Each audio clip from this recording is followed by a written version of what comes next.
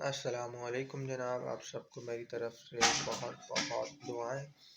तो आज की वीडियो में मैं आपको बताने जा रहा हूँ एक ऐसी कौम, ठीक है। उस कौम को आपने रिलेट करना है कि वो किस कौम से मिलती जुलती है। जब आप कहानी सुनेंगे तो आपको खुद ब खुद अंदाज़ा हो जाएगा। मेरे दोस्त ने कुछ दिन पहले ही मुझसे एक कौम के बारे में बताया। व्हाट्सएप में उसने एक वॉइस नोट किया, बड़ी मज़ेदार थी। तो बताता है कि एक कौम थी, उस कौम पे लाइक बहुत मुश्किल मुश्किल वक्त इन अ वे कि लाइक वो एक शहर के हिस्से से जब दूसरे बाजार वाले हिस्से में जाते थे, रास्ते में एक बहुत बड़ी नहर आती थी, उनको कश्तियों के ज़रिए जाना पड़ता था। कश्तियों को किराया देना पड़ता था, तो उनकी जो एक बहुत बड़ी अमाउंट जो वो कमा कर आते थे मार्केट में से, वो उसी में चली जाती थी। लेकिन बहरहाल कौम खामोश थी, जाती रहती थी। एक दिन बादशाह को अचानक से एहसास हो कि चलो कौम के लिए कुछ कर लेना चाहिए। उसने वहाँ पे एक ब्रिज बनवा लिया। क्या बात हो गई भाई! जब ब्रिज बनवाई तो कौम को तो यार तारीफ़ें करनी चाहिए थी, या बादशाह के पास जाना चाहिए था शुक्रिया करने के लिए।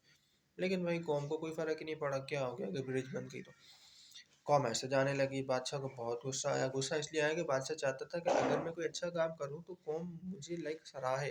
वो उसकी आदत का है, या मतलब एक इंसान की जो नेचर होती है। हुआ ये कि कौम को कोई फ़र्क नहीं पड़ा। बादशाह ने कहा ब्रिज पे ना ऐसे करो, कुछ सिपाही लगाओ और वो लोगों को 2 कोड़े लगाएँगे। चलो भाई ठीक है, जब उनको 2 कोड़े लगेंगे तो लोग मेरे पास ज़रूर आएँगे। सिपाही खड़े हो गए, रोज़ाना जो बंदा गुज़रता उनको 2 कोड़े लगने स्टार्ट हो गए। कोई फ़र्क नहीं पड़ा कौम को, वो बैठी रही, वैसे ही जाती थी, कोड़े खाती थी, मार्केट गई, अपने पैसे कमाए, घर चली गई। बादशाह को गुस्सा आया, बादशाह ने कहा कोड़े बढ़ाकर 5 कर दो, अब तो कोई आएगा मेरे पास। हाँ भाई, जो हो गया ये भी। अब 5 कोड़े लगने स्टार्ट हो गए। कोई फ़र्क नहीं पड़ा कौम को। बादशाह ने कहा अब इनका टैक्स लगाओ, हर बंदे पे 2 रुपए। सपोज़ अगर दरहम था उस टाइम पे, तो चलो 2 दरहम इन पे लगाओ। कौम को कोई फ़र्क नहीं पड़ा, आते थे, 5 कोड़े भी खाते थे, 2 दरहम भी दे दिया करते थे और चले जाते थे, कमा कर दोबारा वापस घर। अब बादशाह हैरान कि यार ये किस किस्म की कौम है, इनके लिए कुछ अच्छा करो इनको फ़र्क नहीं पड़ता, इनके लिए कुछ बुरा करो इनको फ़र्क नहीं पड़ता। बादशाह ने कहा टैक्स भी बढ़ा दो, 2 मतलब ऑलमोस्ट को 10 रुपए कर दो जाके, और कोड़े बढ़ाकर 20 कर दो। अब तो इनमें से देखना कोई ना कोई आएगा मेरे पास। अब जब ये चीज़ें होने लगी तो फिर बादशाह के पास ना कुछ कौम के लोग यानी आपस में जमा हुए और बादशाह के पास जाने लगे। बादशाह को इस बात की खुशी हुई कि चलो आखिर इस कौम में से लोग थोड़े बहुत जागे तो सही, मेरे पास आ तो रहे हैं। बहुत खुश था बादशाह। अब उन बादशाह के पास जब एक कौम पहुंची और उनमें से एक बंदे को उन्होंने मुंतखब किया बादशाह से बात करने के लिए। जब वो बात करने लगा तो वो कहता है कि बादशाह सलाम, ये देखिए आपने कोड़े लगाए, हमें कोई मसला नहीं था। आपने टैक्स बढ़ाया, हमें मसला नहीं था। हमें मसला इस बात पर है कि जब आपने कोड़ों की तादाद इतनी ज़्यादा बढ़ा दी तो ये जो ब्रिज के पीछे लाइनें बन जाती हैं, और जब वो लाइनें बनती है तो हमें आने जाने में ना बड़ा टाइम लग जाता है। तो ये जो टाइम हमारा ज़ाया हो रहा है ना, बादशाह सलामत कुछ ऐसा करे हमारा टाइम ज़ाया ना हो। हमें कोड़ों से मसला नहीं है, हमें टैक्स देने से मसला नहीं है। तो बादशाह कहता है यार ये किस किस्म की कौम है। तो मतलब उस कौम को ये मसला नहीं था कि उनको कोड़े लग रहे हैं, उनका फ़ुज़ूल में मतलब क्या वजह है कोड़े लगने की? उनके पैसे जो वो खुद मेहनत करके कमा रहे हैं, एक बहुत बड़ा हिस्सा उनका टैक्स में जा रहा है, ठीक है? लेकिन हाँ भाई, टाइम हमारा ज़ाया नहीं होना चाहिए। जैसे हमारे हम जा रहे होते हैं ट्रेन की पटरियों से, अब चलो वो मैं रिलेट करने की बात करने ही वाला था। आप देख लें कि वो रिलेट किस कौम से करती है, ठीक है? बदकिस्मती से हमारी कौम से बहुत हद तक रिलेट करती है। हमारा ये होता है कि ट्रेन की पटरी से हम जा रहे हैं, आगे से ट्रेन आने वाली है, लेकिन नहीं, हमें इतनी जल्दी है कि ट्रेन की पटरी से गुज़र जाना है। बहुत दफ़ा एक्सीडेंट हो जाते हैं, लोग मर जाते हैं इस चीज़ में। हाईवे पे आप देखें गाड़ियाँ इतनी स्पीड में जा रही होती हैं, मतलब हमें आखिरी मिनट में निकलना है और आधे घंटे के बाद मेरा शहर में इंटरव्यू है।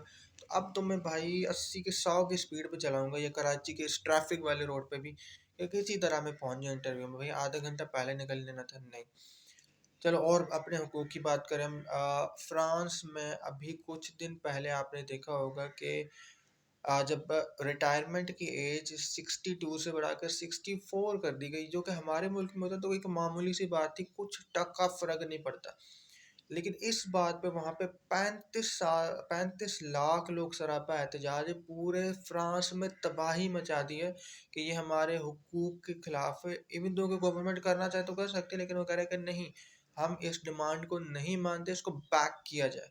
लेकिन हमारे आप देखें पता नहीं क्या हो जाता है, फ्रूट बिल्कुल महंगे बिक रहे हैं, जो खरीद सकते हो खरीद रहे हैं।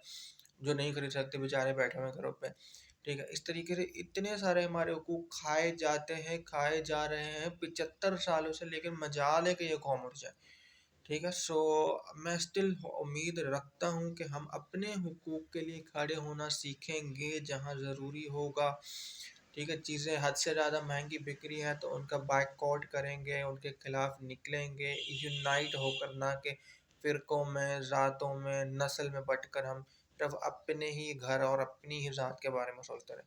तो उम्मीद है कि इस स्टोरी से हमें और आप सबको सीखने को मिलेगा और कल को हम अपनी सोसाइटी एंड कम्युनिटी के लिए खड़े होना सीखेंगे, पाकिस्तान के लिए खड़े होना सीखेंगे। बहुत शुक्रिया आप सबका ये बड़ी कहानी सुनने का, और इससे कुछ सीखने को मिले तो ज़रूर बताइएगा। अल्लाह हाफ़िज़।